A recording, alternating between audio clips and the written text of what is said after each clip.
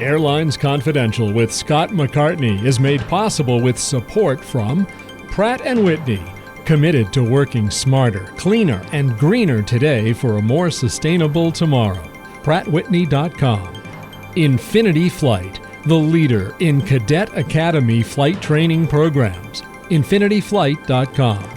Ontario International Airport in Southern California. SoCal So Easy. And by Cirium, the world's most trusted source of aviation analytics, Cirium.com. We also welcome your business's support. Contact us at airlinesconfidential.com. Welcome to Airlines Confidential. I'm Scott McCartney, and I'm here with big news that we have a court ruling. Not the James Comey or Jimmy Kimmel or birthright citizenship or Federal Reserve independence. No, this one involves O'Hare International Airport. And no one better to talk O'Hare International Airport than United's former O'Hare hub manager, Charles Duncan. Welcome back, Charles Duncan. Hey, Scott, it's great to be here. Thanks for having me as always. And I must say, I really enjoyed your episode last week with Holly and Dave. That will go down in the annals of Airlines Confidential history as a real classic episode. But Scott, I know we've got a lot of other things to talk about in addition to O'Hare this week. We're going to dive into a whole lot of numbers and data, as you and I are sometimes want to do. And we're going to talk to one of the true legends in this industry, Pedro Heilbron. Pedro is the chairman and CEO of Copa. And, you know, Copa's got a special story, and Pedro's a really special guy. I just have been a fan of his for so long. I learned a lot through this interview, starting with the fact that he's been there for 37 years as CEO.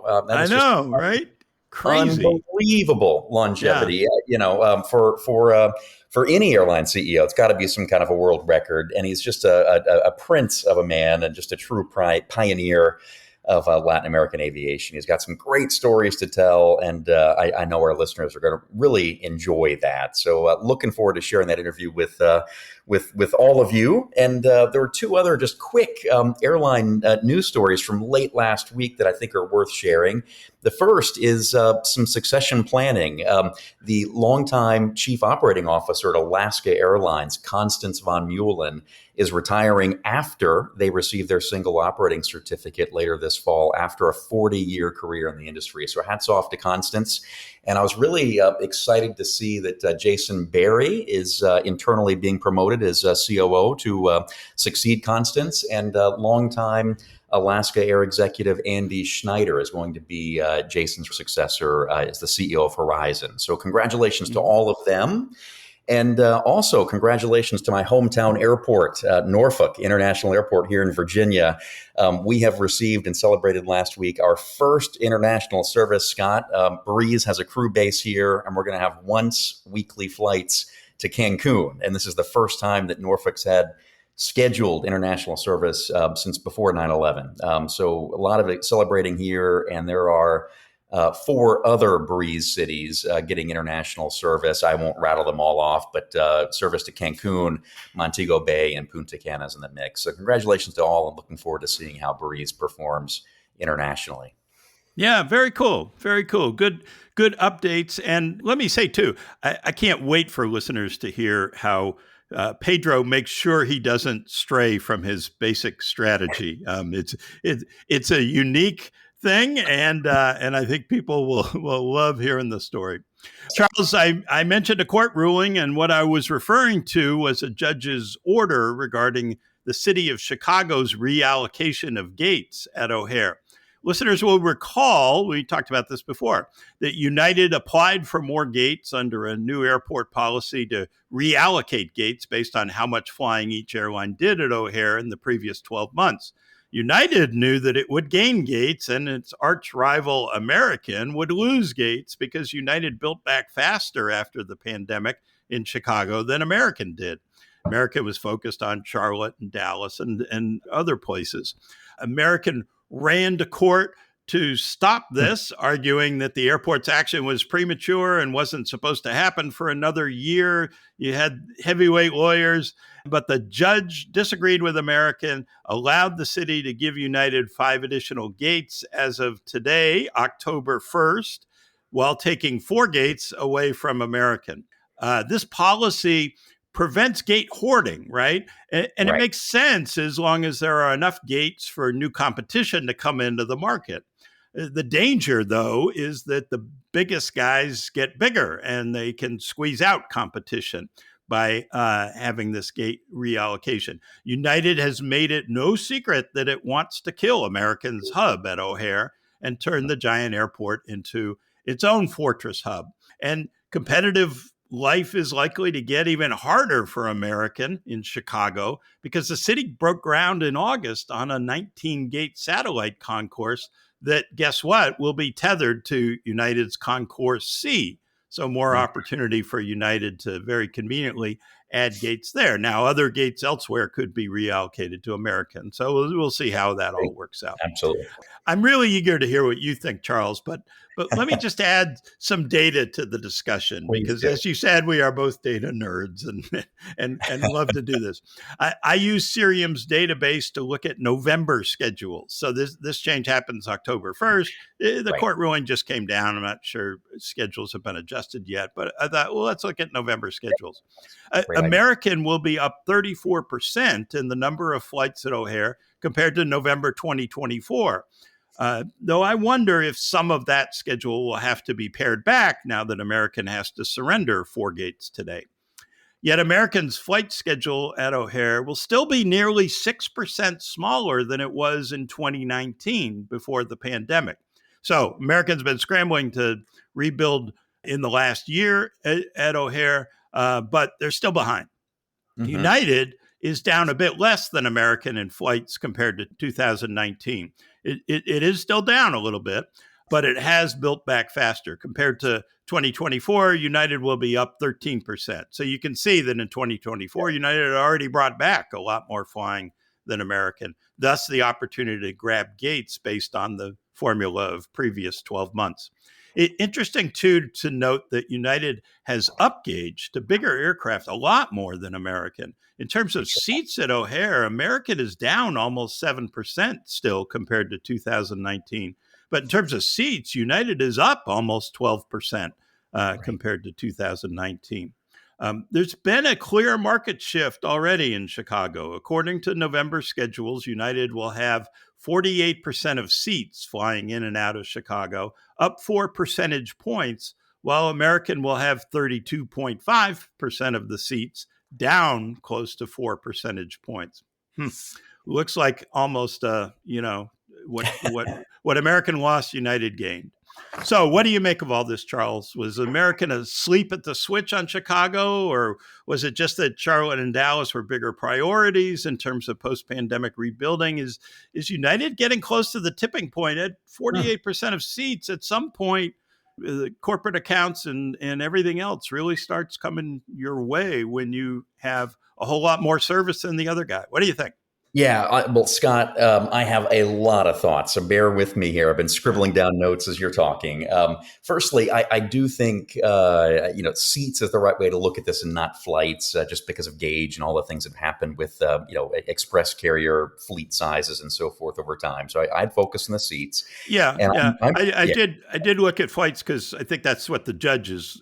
That's how they allocate the gates, right? Depending on how many flights you have. It's actually really even more interesting than that, Scott. They look at the linear feet in front of the terminal to allocate space, because when I was running O'Hare, even you have choices about, you can do 3 gates for 2, for example, like an RJ gate. And I lived this. We had 6 gates when I was running O'Hare for United that could only take a CRJ 200 and not an E145 because it was longer and it blocked alleyways and so forth. And so they literally look at the percentage of linear feet around the terminal and allocating the space. But in my mind, it just comes back to passengers and seats is probably the best way to think about share. Yeah, sure. But listen, I mean, and you and I've talked about this over the past number of months over the summer, waiting for the judge's ruling.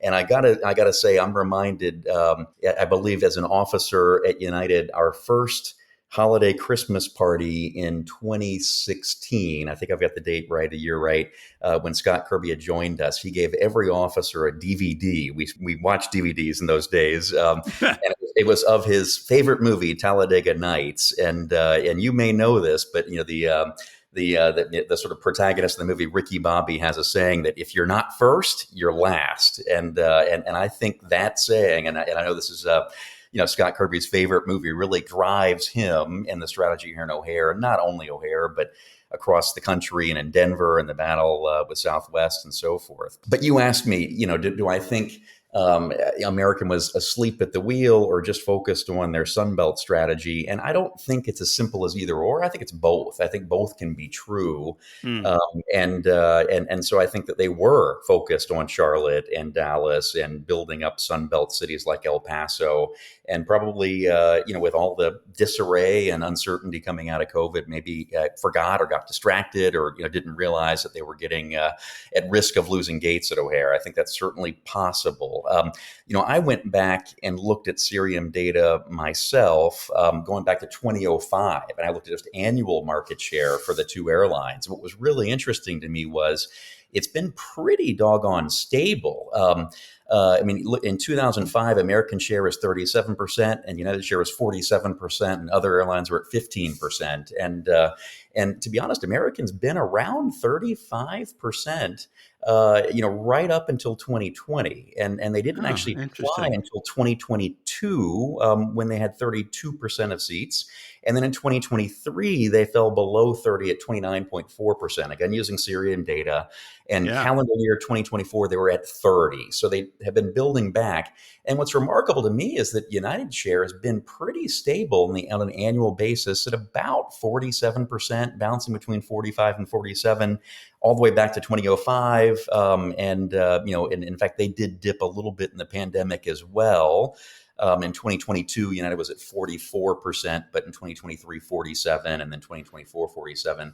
The other thing that stands out, so you see a real divergence in 2022, is really the point. And then other airlines have been steadily increasing their share. In 2005, it was 15%, and they're now at 23%. So that's international carriers, Delta, ULCCs, and so on. Right. So look, when I was running O'Hare in this role, I'll tell you, I used the competition with American to help motivate my team. I'll tell you that when I was in this role from 2012 to 2016, those were tough days, in the early days of merger integration.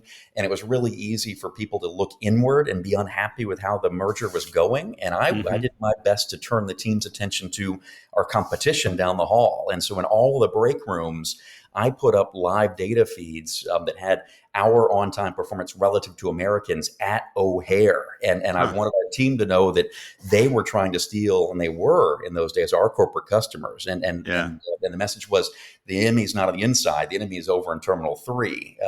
And interestingly, with these extra gates, United will be in American's Terminal 3 for the first time. So that psychologically is a really big deal. And I can tell you, when I was running O'Hare, I was doing all I could to grab gates. We created a new gate that hadn't existed. It's Echo 1. We found a way to kind of create an interesting pushback and create a gate where one didn't exist before. And we also found Echo 8 in Terminal 2 that was a common use gate that was there for new entrants, but it was never being used. And we got the city to agree to let us use it, but we would surrender it whenever a new entrant came running. And so we used the hell out of that gate just to drive share. And so I just what's going on now isn't new, but certainly the competition is intensifying. And you mentioned Scott Kirby wanting to chase American out of Chicago. He said at a conference a couple of weeks ago, he thinks that American's losing $800 million a year competing in O'Hare. And no doubt this shift in gates is going to intensify that that financial pressure. So it's going to be really interesting to watch. But even at a 48% share, it's not as big or as high as any airline would want. I mean, typically you want to have 70, 80, and indeed, I Sure. think American and Charlotte has maybe a 92 or 93% market share. So to really get those S curve benefits of having majority of flights and an even bigger share of revenues and profits, they need to have more than 48. And I know that's what's motivating United. Hey, just a couple more things, Scott, because again, I got lots here. I was passing through O'Hare last week, and I saw some very aggressive ads that United is promoting status match in Chicago specifically. Didn't call out American, but the target was very clear. And yeah, I mean, I just think that we're just going to continue to see the UA team ratcheting up the pressure, taking full advantage. And I bet with these 5 extra gates, if the additional flights aren't in the schedule, they will be here pretty soon. And it's going to be really interesting to watch how this plays out. Yeah, and I think interesting to see how American responds, because this is this is a major threat. And if United ends up as the only hub operator in the third largest city in the middle of the country, that just changes the industry significantly. It'll be interesting to see if American comes back with, some kind of really public, aggressive campaign to win business, rather than just kind of, quietly saying, "Oh, we're doing best we can." Well, American and their press messages have called out this duality, this dual carrier hub presence. It reminds me of Delta having a presence in DFW back in the day, and American kicking them out and winning successfully. Right. But in Denver, United and Southwest are battling. I mean, I believe Denver is still the number 1 station for Southwest in flights, in terms of size, and they're still battling it out for supremacy there. And I think about the battles in Boston and San Diego and Seattle; those all tend to be coastal hubs that aren't quite as good for transcontinental connections in the way that Chicago and Denver are. But there's a lot or hub LAX, where there are 5 different airlines trying to run hubs there. Absolutely, yep, and none with even a 20% share, I don't think, or barely scratching in the 20s. Yeah, I mean, I think Delta's number 1 now at 23% or something Are like they that big? Yeah. So really, really interesting. But hey, speaking of market share at big city hubs, there was some other news last week that the FAA issued its final order capping Newark's operations at 72 per hour through October next year, October 2026. Listeners will remember that slots had been removed, and Newark was trying to cram in back in the spring 80 takeoffs and landings per hour. And with all of the ATC and staffing challenges and the Philadelphia TRACON, there was just a huge, messy, high-profile delays, cancellations, and just all kinds of trouble there in Newark. So the FAA cut the operation to 68, and now that things have improved and stabilized, the limit has been raised to 72 per hour. And the Cirium database helps us with this too. For this month, October, there are 1,096 fewer flights scheduled at Newark than there were in October of last year. And it's kind of interesting to look and see where those cuts came from. The single biggest carrier of reducing flights, and it would make sense, would be United with 499 fewer flights. But right behind them, Spirit Airlines cut 354 flights. That's 19% of their schedule for the month. American has reduced 121 flights in October, JetBlue 92. And then the Canadians, Air Canada has reduced 166 flights year over year in October. That's a drop of 18% for them. And Porter Airlines has 73 fewer flights, and that's a decline of 11% for them. So, in some sense, this trade tension and the fact that fewer Canadians are visiting the U.S. is helping to bail Newark out of its congestion problem in some sense. But that's kind of crazy. It is. It really, really is. But look, United's the big winner here. I know Scott Kirby and the team had last week or the week before a celebration, in the Newark hangar. And delays are down. Newark is operating pretty well, and I'd say none of the New York City area airports are operating as maybe they should. But Newark is at least on a par with JFK and LaGuardia, in weather events, and I think on some days even outperforming them. So anyway, and as we talked about market share, through all of this, looking at October, United's share has increased by 1 percentage point from 70 to 71% this October. So just interesting to see that the big continue to get bigger and consolidate their presence. Yeah, absolutely. And that's always the risk with we don't have slots; we have an hourly cap. But those restrictions, United's clearly playing it well. It seemed like, I mean, you mentioned the celebration and all. It seemed like the biggest challenge they had in Newark was convincing the public that Newark was back, was reliable, because I think there were so many people affected by the disruption. And add in all the news coverage of it and add in all the late night jokes and everything else. And people were avoiding Newark.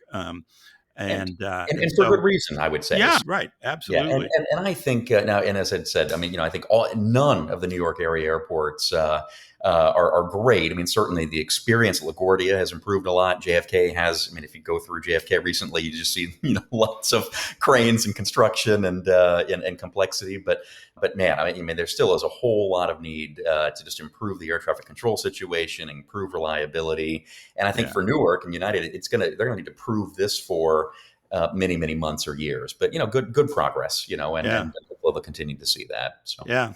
Well, Charles, another follow up. You and I had talked offline a week or so ago about the Wall Street Journal investigation into the frequency of toxic fume events on airplanes. Right. And the Journal had found a big increase in fume events attributable largely to the Airbus A320. I talked about this some on last week's podcast. And now the Journal has some very interesting follow up reporting.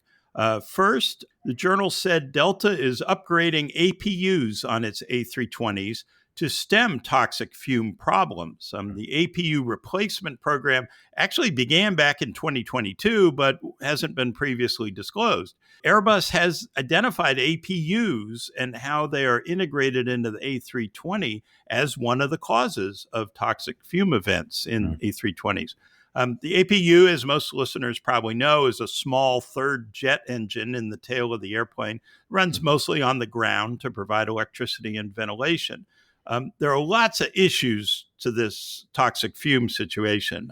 Seals that fail and allow contamination, and an air inlet on the A320 belly that Airbus says has been linked to contamination entering the APU. Airbus has redesigned this air inlet, moving it to the top of the fuselage from the belly, but that's only good for newly constructed A320s. There's no retrofit for that. The Journal also learned that American has been upgrading its Honeywell APU load compressor seals in A320s since April 2023 because of toxic fume events. So very interesting. Yeah, I mean, AP, it's great to hear. I mean, when I first read that Journal story, you and myself and many others, had a lot of concern. It's good to know that there's been this replacement program underway at these other carriers. And APUs are problematic for a number of reasons. I remember, when I was at WestJet Encore in our Q400 fleet, de-icers would continually spray de-icing fluid into the APU or hit the inlet, and then we would actually end up not only, more or less just destroying the APUs or causing premature overhauls. I mean, they're just, they're units that are prone to having challenges. It's a critical piece of infrastructure for the airplane. And I certainly hope they can get these issues resolved, because, what we all read is clearly unacceptable. And it was, good reporting, I think, by the Journal. And let's hope we see some more follow-up. Yeah, absolutely. And good news that Delta and American are being proactive about this already.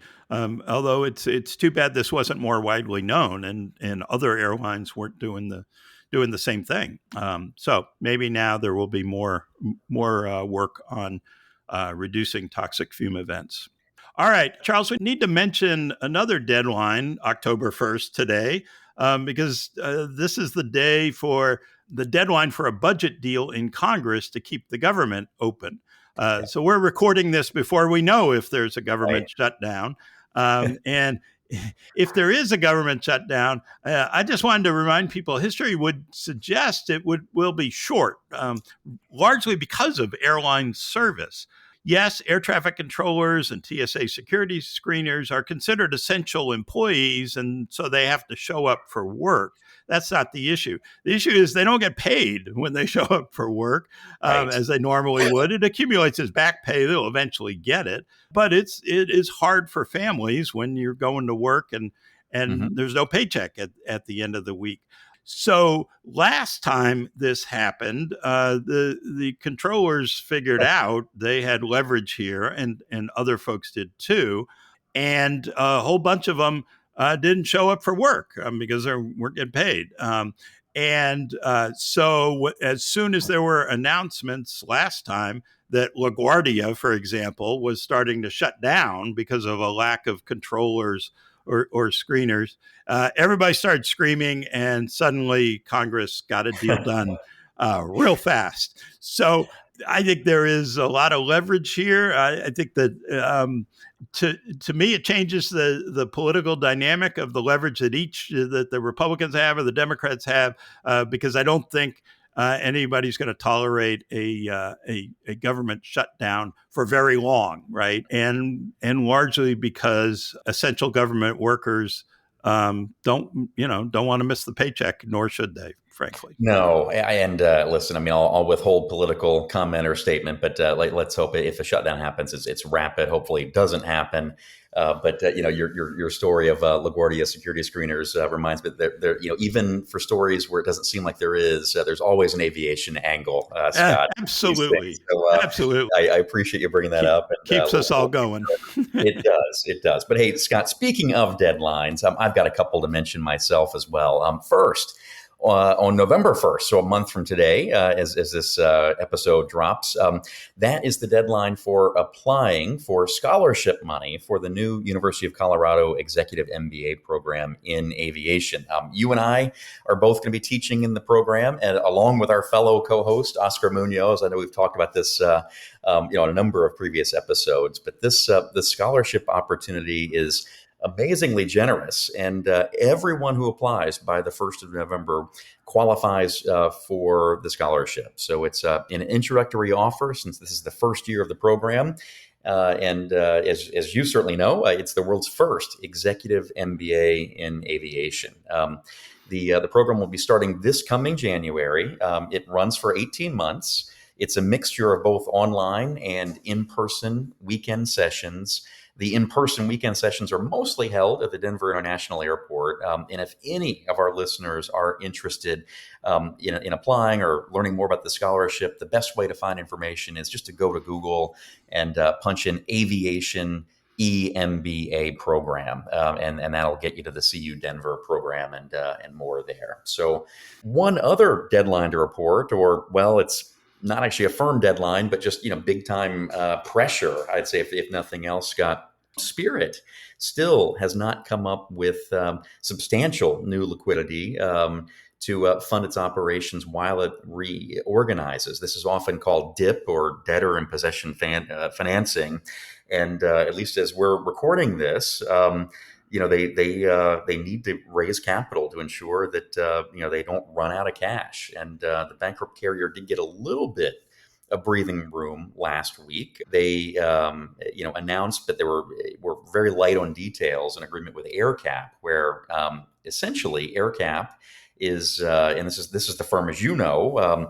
And we've talked about this in past week, essentially forced Spirit into Chapter 11 for the second time.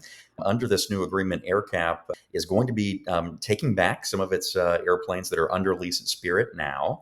And Spirit will be giving up some of its Airbus order book positions that Spirit had previously sold to AerCap for leaseback arrangements.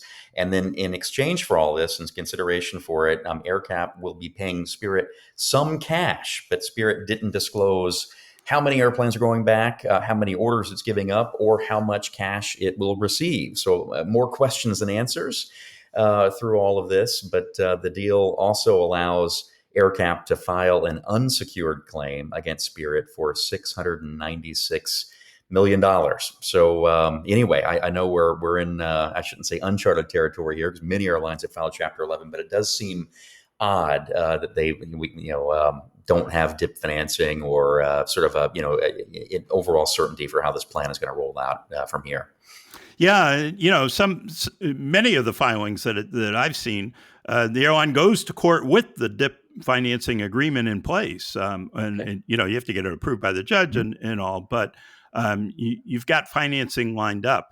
That clearly was not the case here, and Right. I've said before that clock is ticking very loudly now, and there is going to have to be financing for this company to keep going. Mm-hmm. And the longer it takes, I think the more precarious Spirit's position gets because, they're spending a lot of cash. And the weaker they get, the less attractive they are to lenders or investors or anybody else who might bring in new capital. So, the AerCap thing is really interesting. Mm-hmm.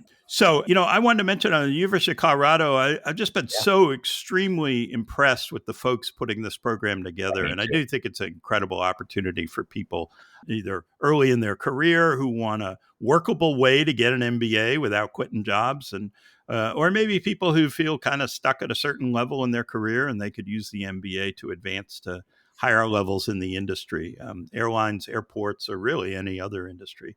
It's just a great way to get your MBA in an industry you love. And even if you're not working in it, I've said before, I just think the challenges and the issues and everything else, everything's on steroids in the airline business. This is the best way to learn business because, this is where revenue management started. This is where the operational challenges are so much more. This is where the financing challenges, just what we were talking about with Spirit. It is intriguing. It is fast paced. It is, and as you said before, everything that happens in the world somehow has an aviation angle, right? Every day. And it's never boring, Scott. Yeah. So a great way to get an MBA, and that scholarship money. When they're telling me about it, I was like, all right. Well, who qualifies? Well, everyone qualifies. So that's pretty cool. It's an introductory offer. I don't think the next time around that'll be available. So a good incentive. One other shout out. From time to time, airlines do some really amazing things for people, not for money or publicity, but because airline people are caring. And, I think most every airline does this. There are opportunities to make a difference, flying supplies to ravaged areas or sponsoring events or giving away free tickets to charity or doing events for Make-A-Wish and other things that make a difference in people's lives, or just day in and day out taking people home. Getting them to their kids' soccer game or whatever it is. Airlines really do great things. And we talk about, the problems and the challenges and everything else, but sometimes we forget that. Well, Henry Harteveld pointed out to me a very special story this week, and I wanted to share it.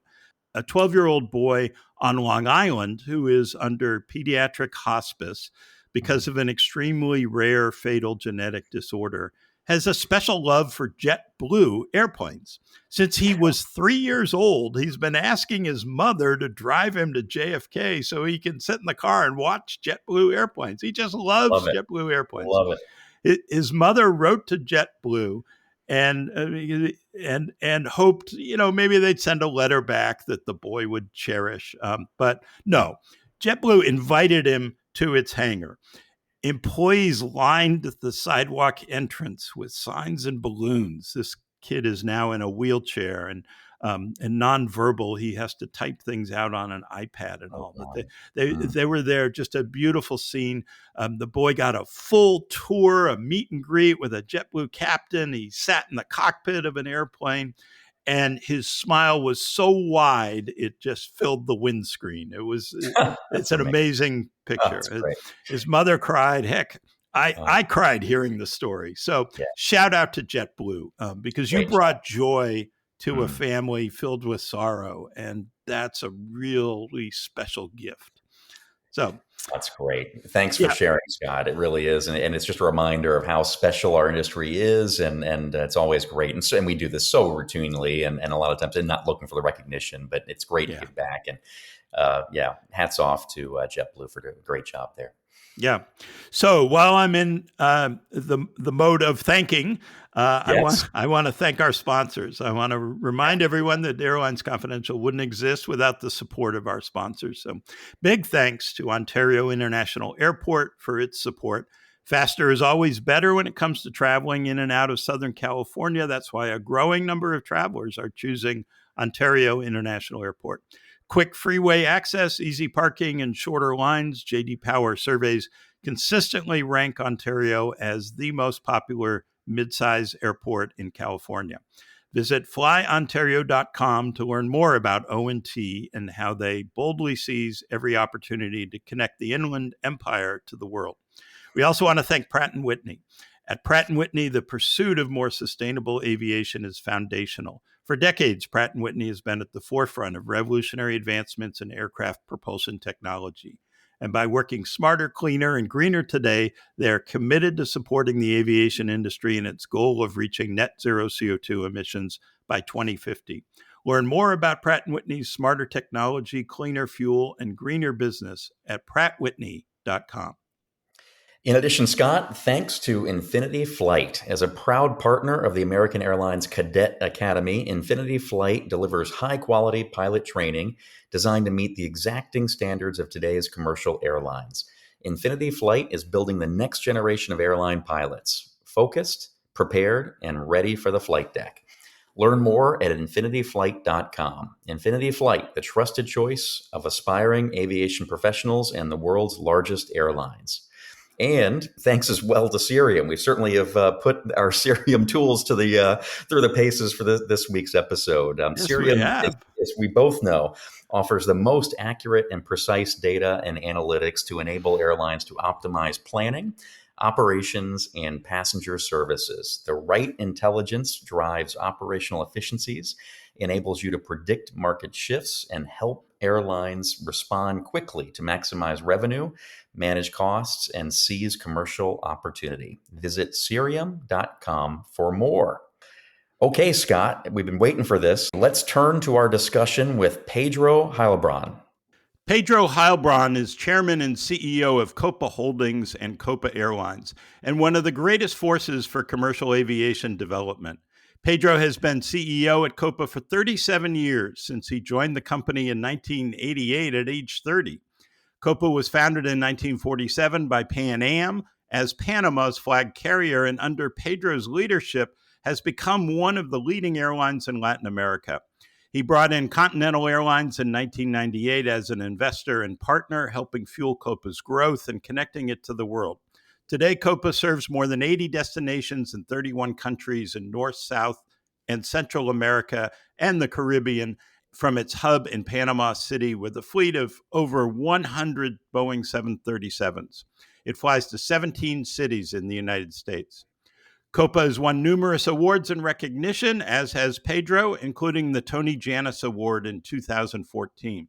Copa is consistently recognized as the most on-time airline in the Americas and one of the top in the world, according to Cerium. And I'm part of the Cerium On-Time Advisory Board, and so we talk about Copa's operation all the time because you are always right there at the top. Pedro graduated from the College of the Holy Cross in Worcester, Massachusetts, with a bachelor's degree in economics and earned an MBA from George Washington University in Washington, D.C. Welcome to Airlines Confidential, Pedro. It's an honor to have you with us. Same here, Scott, Charles. It's really great to be here. Thanks. Well, we always start with what we affectionately call the Ben Baldanza question, because Ben always wanted to start interviews this way. How'd you get into this crazy business? Okay, so I could say that I was young, which is true, and naive, also very true. And I should say that my first week in the job, because I didn't really know anything about aviation, the first week in the job, I started reading all the aviation magazines, and the only thing I could think about was what a mistake I have made accepting this job. What have I gotten into? Exactly, because in mid 1988, every single article about aviation in Latin America in particular was about having no future. Every airline was in trouble, and Latin America had no future. So that's what I got into, not knowing. Now, the truth of the story, that's true, actually. Everything I'll say is true to a point. So that is true, but the more or the other side of the story is that I was working for a family that was a minority stockholder in Copa back in those days in mid 1988, or at the end of 86, really, to be more precise. And at the end of 86, they bought a majority position and started looking for a new CEO. And me working for the CEO of this other group, the Mota Group, I was involved in helping them search for that CEO. And Copa was tiny. Copa had two third-hand, very old 737 aircraft, and actually no one wanted the job. So we spent like a year and a half looking for a new CEO. All we got was no's. So I raised my hand and had no competition for the job, and that's kind of how I ended up in Copa back then.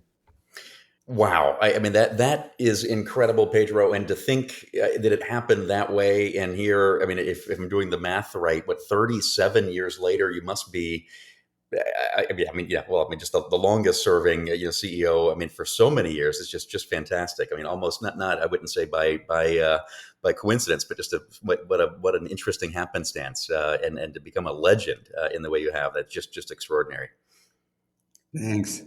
Yeah. Hey, as you probably know, when we asked the Ben Baldanza question, Ben started this podcast, and we keep it going, largely, to honor his memory.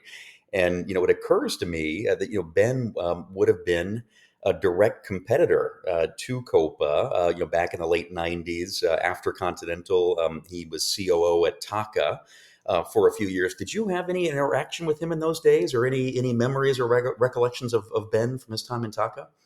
Yeah, actually, very much. I actually became a good friend of Ben. Hmm. And even after Taka, after Spirit, after all of that, I used to keep in touch with him, had breakfast with him in Washington, D.C., where he lived a number of years ago.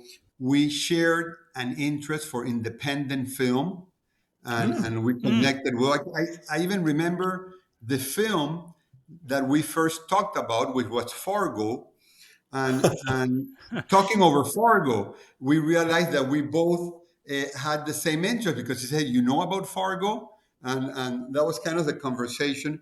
So had a good friendship. As you know, Ben was like sharp as a knife, really Mm. intelligent. I actually did not like when Taka hired him, because we were competing successfully, Right. and then they bring someone like Ben. That was like bad news, but in any case, we became friends, and I was really sorry to see everything he went through in that last phase of and he kept on going at the Sure did. podcast, which was Yes. Sure did. admirable. Yeah. Yes, even when he couldn't, he had created an AI version of his voice with a company, and Exactly. for a good 6-7 months or so, we did the podcast with the AI voice. It was really remarkable. He was an Oh, Yeah. amazing guy. One would always learn something Yes. from right. any conversation with Mm. Ben. And I remember once having breakfast in Washington, D.C., he tells me that he was already out of Spirit, but he tells me that his most profitable routes were the ones where he had a really small market share. So Hmm. all the big guys would ignore them, and he could do whatever. Uh, so so that those thoughts from Ben I use often to defend small routes with small market shares. I see. Yes, yes, yes. Ben was an amazing board game player, and I always thought he loved that because he loved strategy, and that small route strategy is exactly the Right. classic Ben. Yeah, I was thinking about his board game playing as well, but I didn't realize he was into independent film. So, as you Yeah, said, Pedro, learn something every day. But that's yeah. that's a great story, and yeah, no, we all miss him. Yeah. So, Pedro, Copa really stands out as an airline with one of the most successful track records of consistent profitability, which, as you well know, is not easy in this business. In the second quarter, Copa earned nearly $150 million, and your net profit margin of 17.7% was much higher than Delta's. Your company is right up there with Ryanair, Singapore, and others. How has Copa been successful for so long? Yeah. So starting with what you said, that is not easy. It's like an understatement.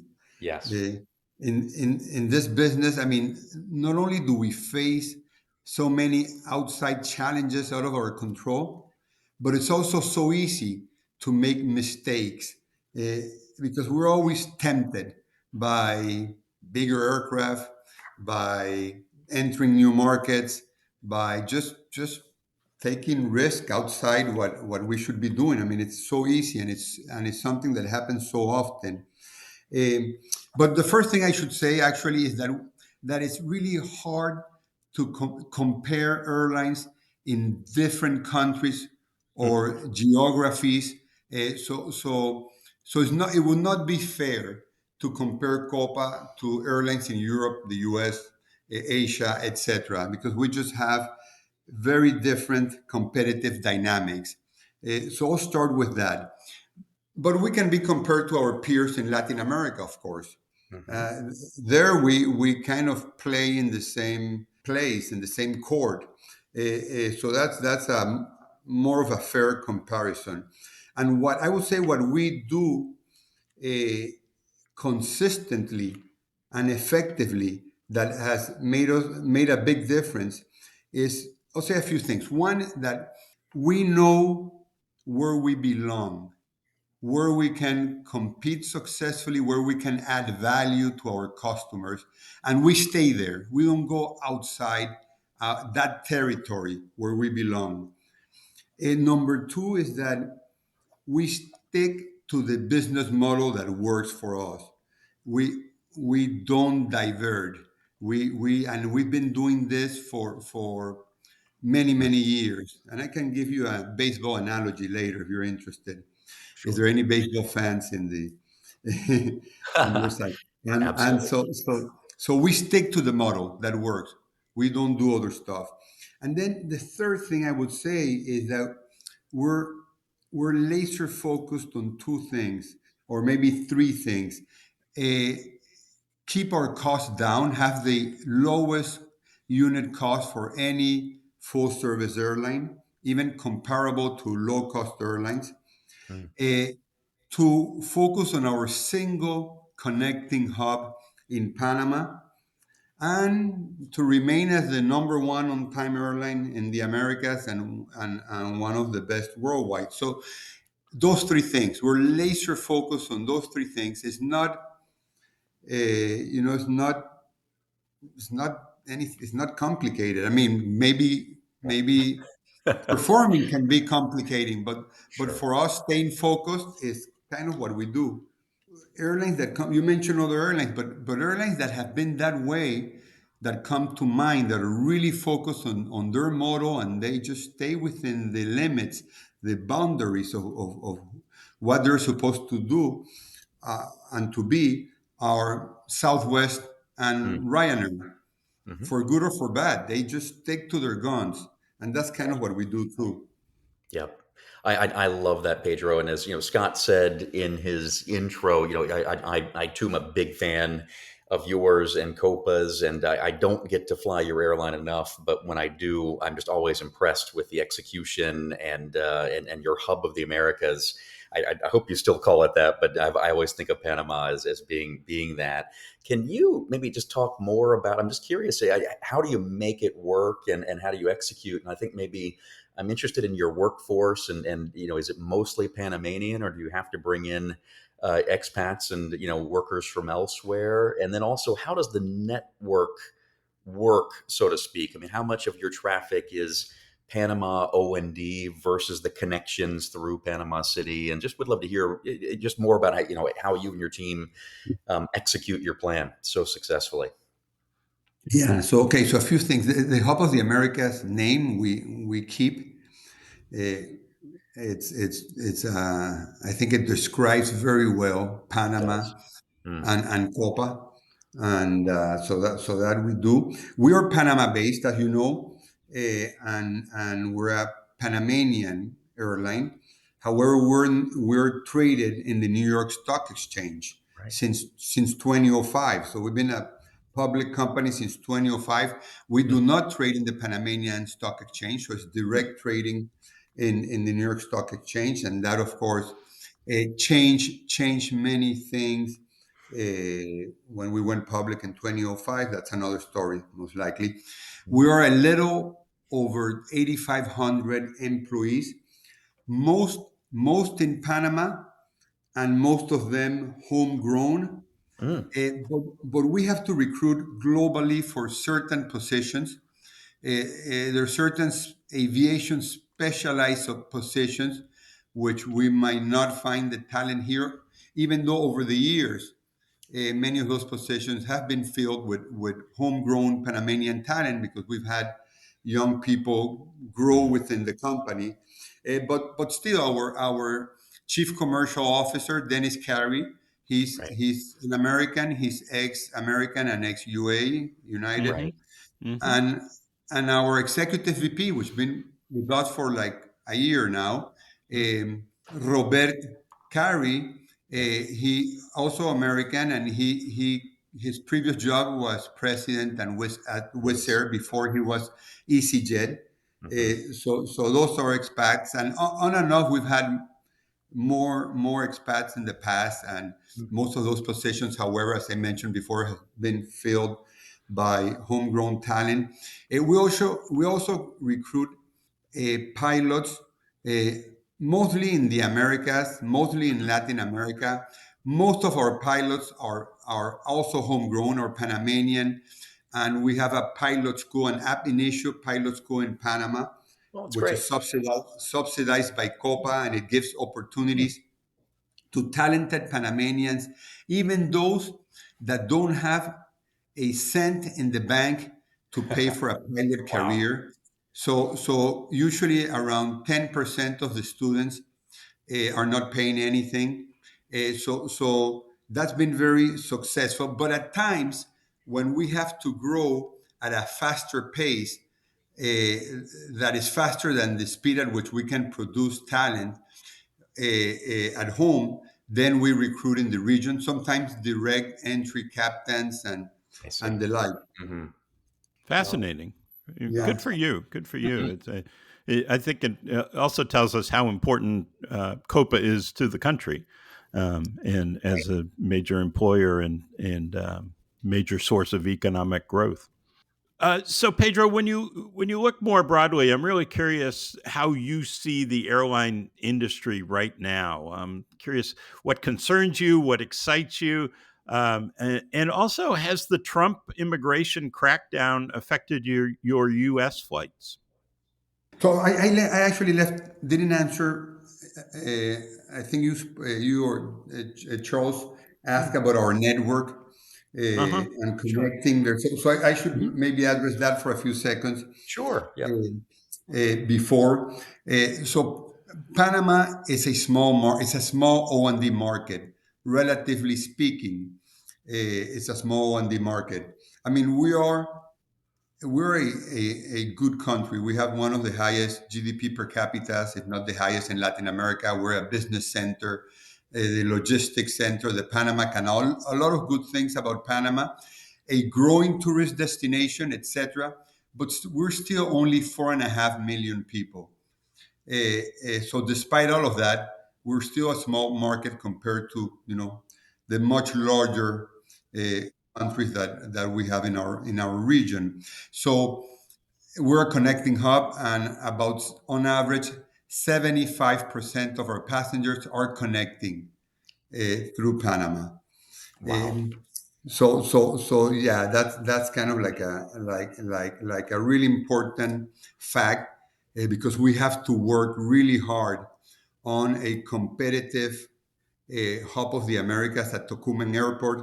We have to work hard on time performance, on making the whole experience smooth and attractive, because we depend on those connecting passengers. And actually, Panama benefits a bunch because we are a country that that benefits mostly from an international services economy.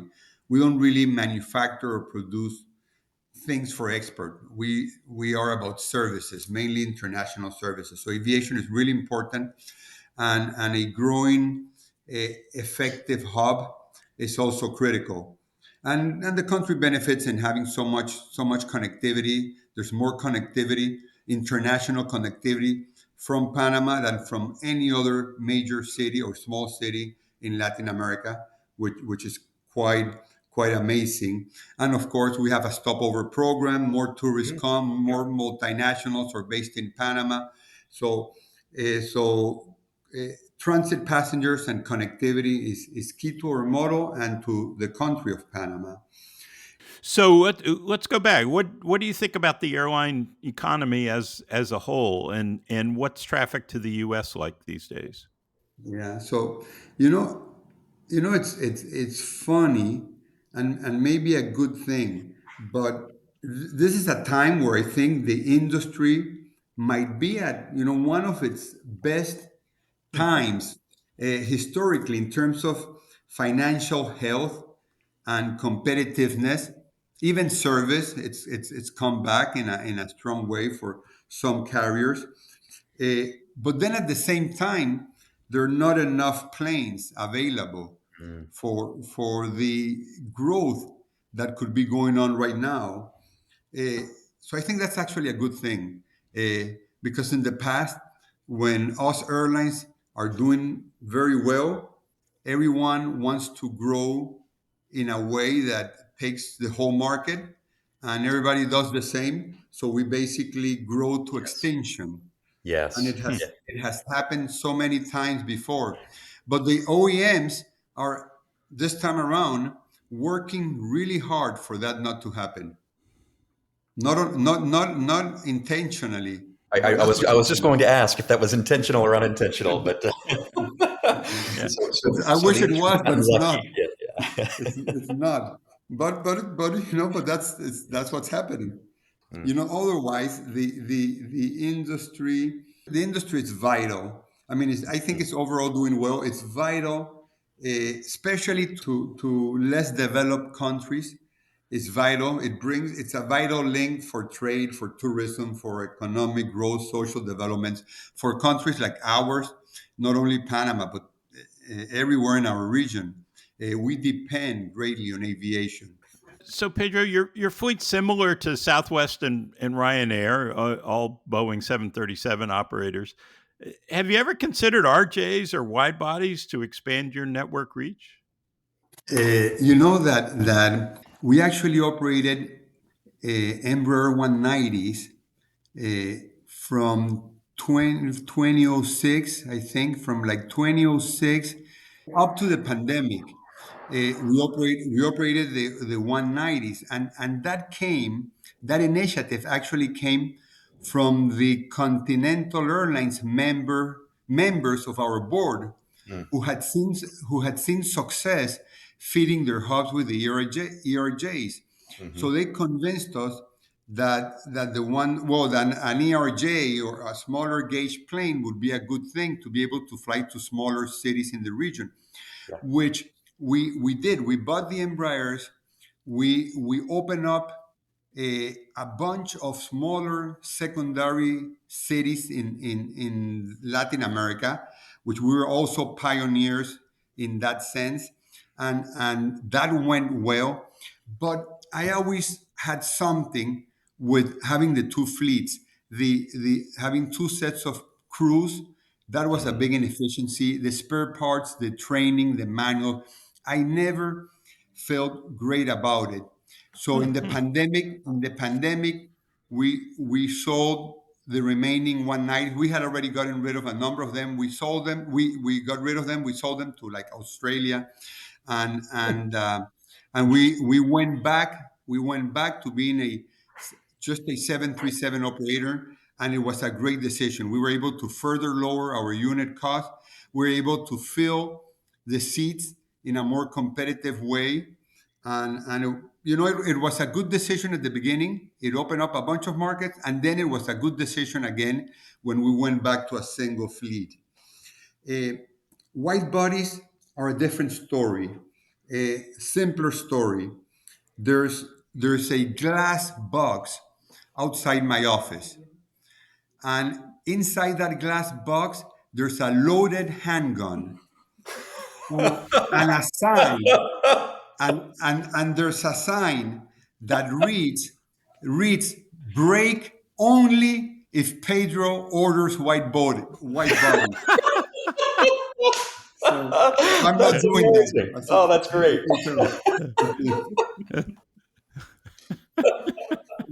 Okay, so we know how you feel about wide bodies then.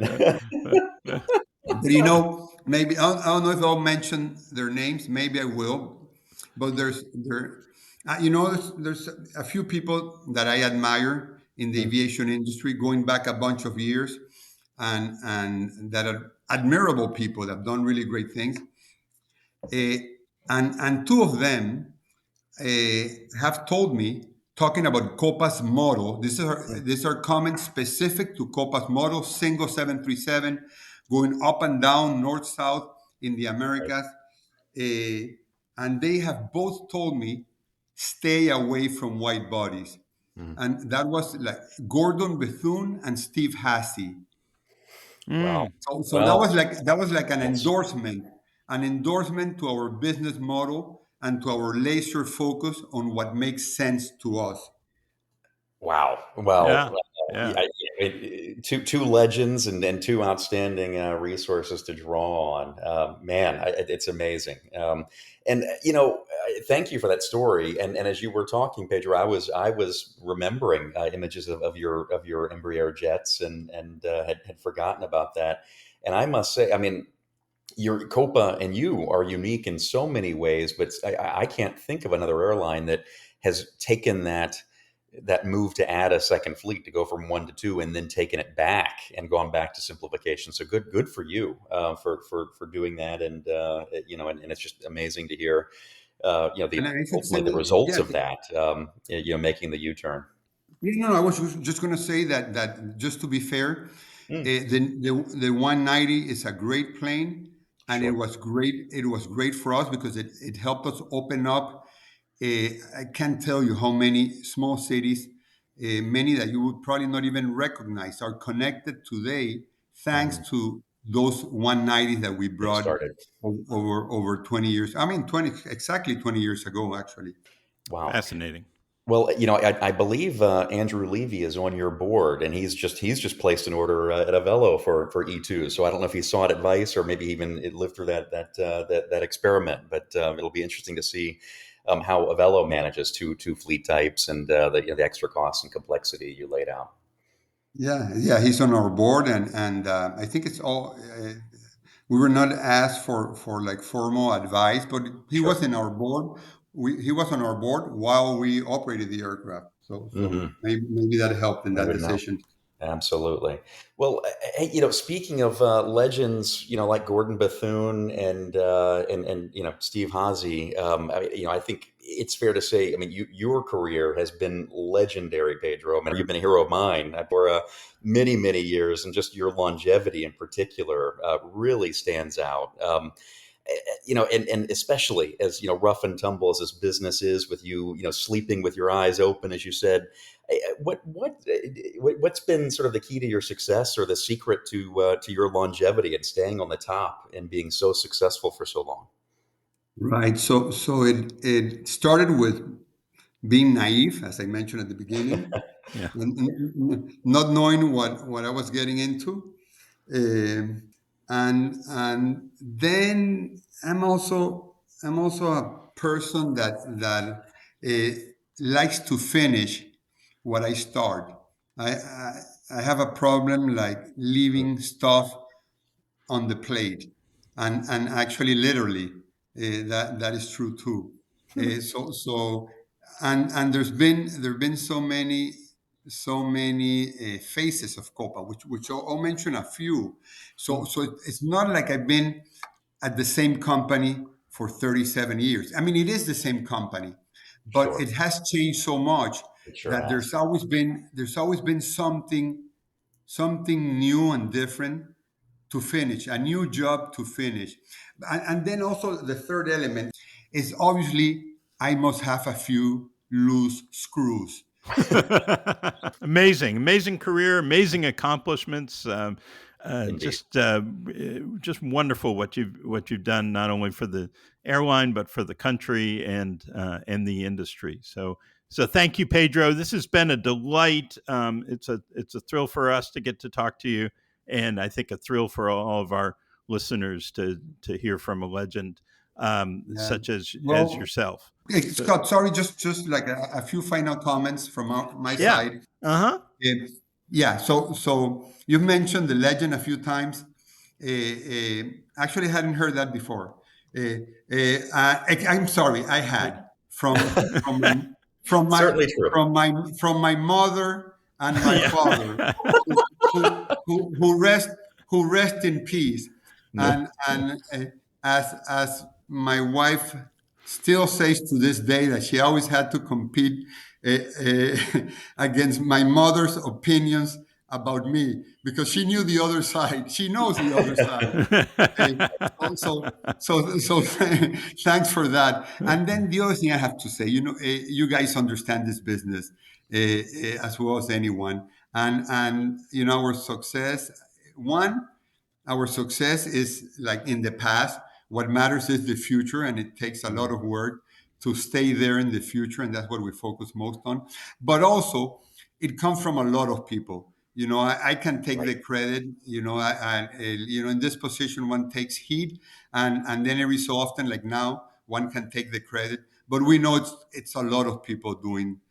Sure. I can do Absolutely. I Yeah. can I cannot do half Yep. half the stuff we do, and we haven't spoken about our secret sauce, but I'll tell you, it's our culture and it's Mhm. our people, and we have an amazing team at every single level in the company, and Mm. they're the ones that really make the difference. I just need to make sure we stay focused. Absolutely. Uh-huh. Uh-huh. Well, That's great. well Great said. way to end too. That's really great advice for everybody. All right, Pedro, thank you so much. It's been a thrill. We really appreciate it, and look forward to checking in with you sometime down the road. You Thank you bet. so much, Pedro. Yeah, it's been great. Thank you, Scott and Charles. We'll be right back with the mailbag. Promotional consideration provided by the Archive.net, celebrating 20 years with a fresh new look and over 60,000 items of AvGeek goodness. It's the hub of air transport history, and you're welcome aboard. The Archive.net. Okay, Scott, in the mailbag, Steve in Baltimore sends the following comments on last week's podcasts. I know I'm probably only one in a large crowd of folks who were thrilled to hear Holly Hegeman again. I received her newsletter for years and have missed her voice since she decided to take a break.